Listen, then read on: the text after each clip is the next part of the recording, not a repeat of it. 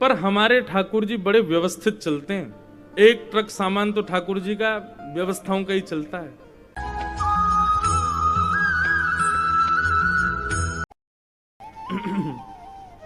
और सबसे बड़ी बात, एक बात कहें बंधु, हम भी अपने लाल जी को लेकर सब जगह जाते हैं, हर जगह। ठाकुर जी यहां से वृंदावन थोड़ी जा रहे हैं।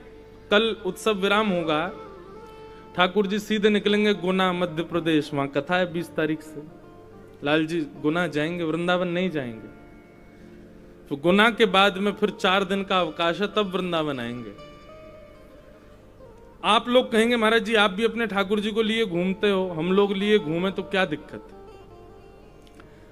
पर हमारे ठाकुर जी बड़े व्यवस्थित चलते हैं। एक ट्रक सामान तो ठाकुर जी का व्यवस्थाओं का ही चलता है। क्यों?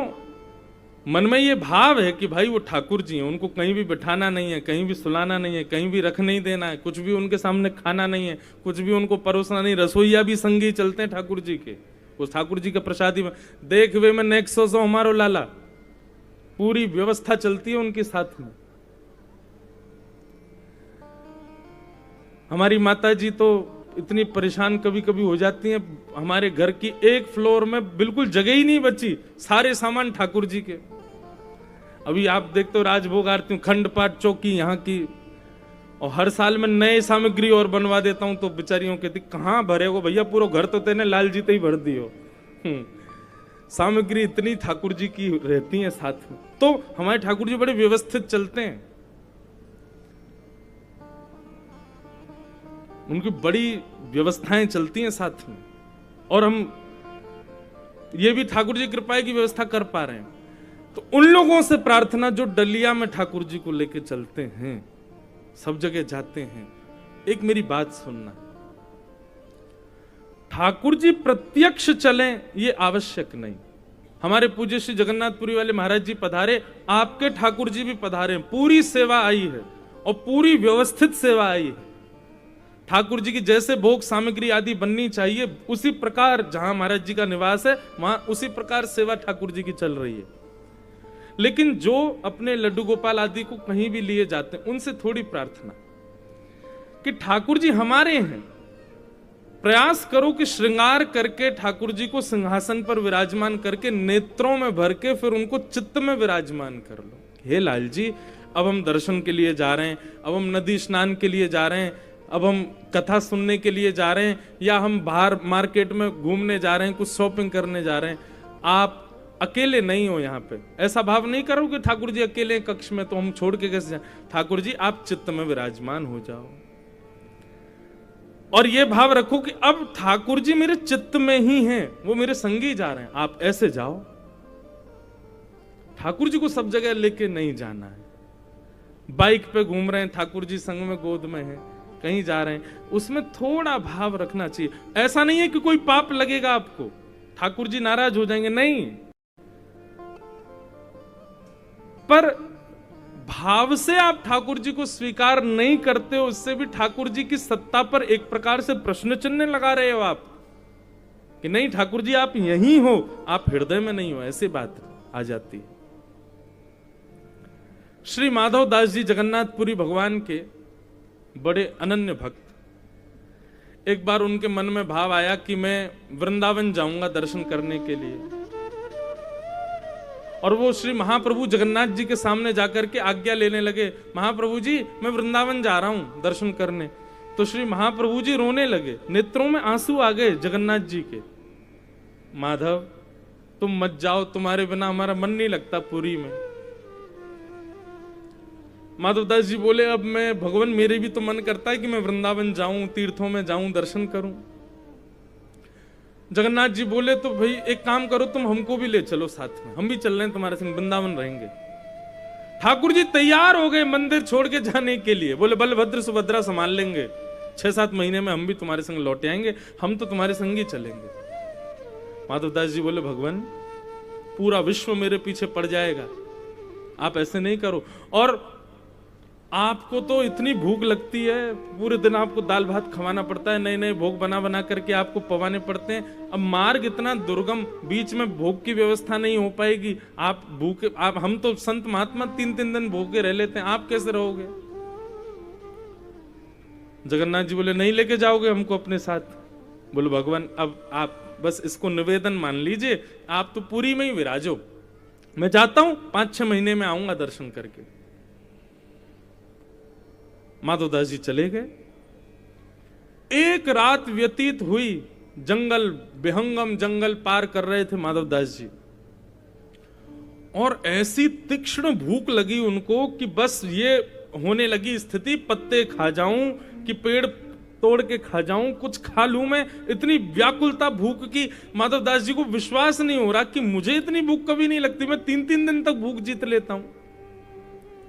इतनी जोर की भूख लगी माधवदास जी को। माधवदास जी दौड़े, बोले कुछ मिल जाए भैया, पत्ते वत्ते मिल जाते, उन्हीं को उठा के खा जाते, कसैले होने के कारण फिर छोड़ना पड़ता, क्या करें, कहां जाऊं, इतनी भूख लगी। तभी एक गांव दिखा, दौड़ करके गए, एक दरवाजा खटखटाया, एक बूढ़ी माता ने गेट खोला, तो माधवदास जी बोले मैया मैं तेरे हाथ जोड़ूं, पैर पूजूं, मुझे बहुत भूख लगी है, मेरे प्राण निकलने को हो रहे हैं, मेरी स्थिति ऐसी हो गई कि मैं कुछ भी खाने को तैयार हो गया हूं, ऐसी स्थिति में हे मैया आप कृपा करो, मुझे आपके घर में जो भी सामग्री हो वो मुझे पवा दो, मुझे बहुत जोर से भूख लगी है। माता जी ने माधवदास जी को बुलाया, सुंदर थाली लगाई।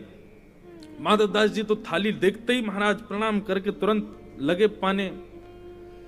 माता जी आकर के बोली बाबा ने एक धीरे पा लियो, इतनी जल्दी जल्दी मत पाओ, और कैसे निष्ठुर बाबा हो, अकेले अकेले पा रहे हो, इस संग में छोटा सा बालक तुम्हारे बैठा कैसे देख रहा थाली की ओर, इसको क्यों नहीं खिला रहे हो? माधवदास जी बोले कोई बालक नहीं है हमारे साथ।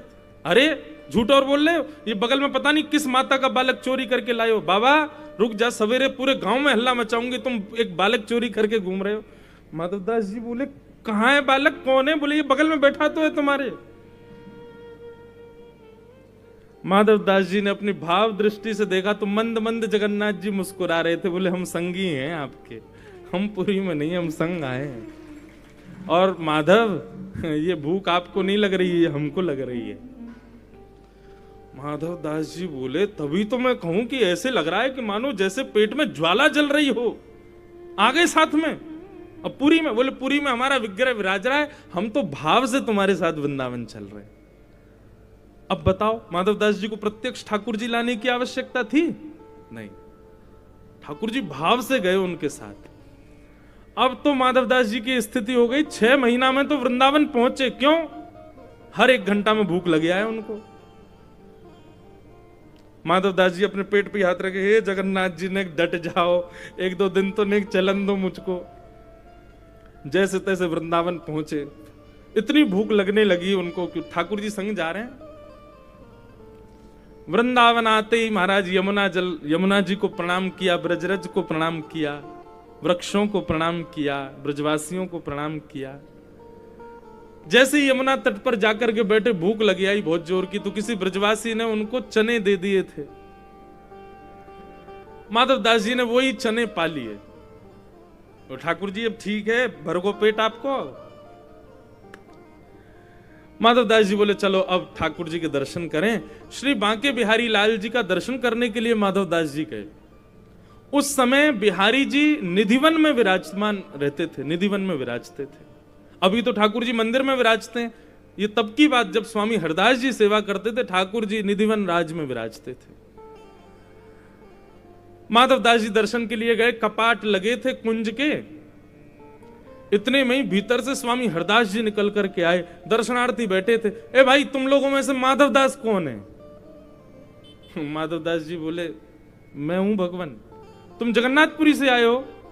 बोले हाँ, पर आपको मेरा नाम कैसे पता? मैं पुरी से आया हूं, आपको कैसे पता? बोले इधर आओ जल्दी। माधवदास जी गए, स्वामी हरदास जी ने हाथ पकड़ा। बोले ठाकुर जी को रूखे चने खवा दिए तुमने? हमने 56 भोग बनाए, ठाकुर जी कह रहे मन ना कर रहो। माधवदास ने रूखे रूखे चना खवा दिए, मेरो पेट भर गो है। अब वहां माधवदास जी कह रहे मैंने तो जगन्नाथ जी को पवाया, पेट बाकी बिहारी का भर गया। बोले जैसे फोन के नए नए स्थानों पर जाकर के वहां के नेटवर्क पकड़ लेता है, ऐसे ठाकुर जी कि तुमने पुरी से यहां आए तो बिहारी जी ने तुम्हारा नेटवर्क पकड़ लिया। अब तुम जो पाओगे बिहारी जी का पेट भरेगा। यह है भाव की सेवा। ऐसे तो भैया आवश्यकता नहीं, या तो पूर्ण व्यवस्था करके चलो ठाकुर जी की, ऐसे व्यवस्थित होके चलो जैसे अपनी व्यवस्थाओं को देख के चलते हो। हमारे भोजन सामग्री हम कहाँ खा लेंगे, कौन से रेस्टोरेंट पर खा लेंगे, कौन से होटल पर खा, ठाकुर जी थोड़ी खाएंगे सब जगह। इसलिए कहीं भी मार्ग पर जाओ व्यवस्था करके चलो ठाकुर जी की। मैं तो बताता हूं कथा में, हमारे लाल जी की झांपी जी हैं जिसमें ठाकुर जी जाते हैं सफर में, वहां झांपी जी में तो मैं करीब 5-10 हजार रुपए ठाकुर जी की झांपी जी में रखे रहते हैं। और जैसी फ्लाइट में बैठते हैं, लंबी फ्लाइट हो तो ठाकुर जी से निवेदन कर देते हैं, लाल जी अब तो कुछ मिलने वाला है नहीं आपको। जैसे हवाई जहाज आकाश में पहुंचे, आपकी तो सब जगह गोपांगनाएं हैं, आपको खूब सारो धन दे दियो, कहीं भी गोपी को कछु दे के कछु खरीद के खा लियो, पेट भर लियो अपनो। अब इतने घंटा बाद भोजन मिलेगा, यूं मत कहियो कि याने मुंह को भूखो मार दियो, मैंने सब व्यवस्था आपको दे दी है, आप पाते चलियो रास्ता में। तो भैया सेवा में भाव की आवश्यकता है। अर्चन भक्ति केवल अर्चना में साधन और सामग्री विशेष चाहिए ऐसा नहीं। कथा श्रवण भक्ति होगी तो सामग्री नहीं भी होगी ना तो भी ठाकुर जी स्वीकार करेंगे। जब श्रीनाथ